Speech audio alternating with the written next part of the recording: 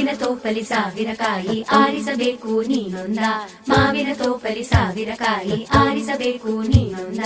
ಹುಳಿಯಿದ್ದರೆ ಉಪ್ಪಿನಕಾಯಿ, ಸಿಹಿಯಾಗಿದ್ದರೆ ಸೀಕರಣೆ, ಹುರಿದಿಟ್ಟ ಮೆಣಸಿನಕಾಯಿ, ಸಿಡಿ ಸಿಡಿ ಎಂದರೆ ಒಗ್ಗರಣೆ. ಮಾವಿನ ತೋಪಲಿ ಸಾವಿರ ಕಾಯಿ ಆರಿಸಬೇಕು ನೀನೊಂದ, ಒಂದೇ ಹಣ್ಣಲ್ಲಿ ಬಗೆ ಬಗೆ ರೀತಿ ಇಟ್ಟನು ಯಾಕೆ ಭಗವಂತ.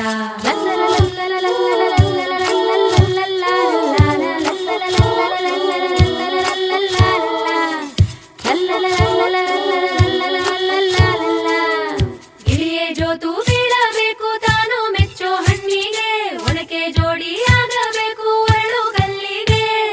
ಹಣ್ಣು ಕಂಡ ಕೂಡ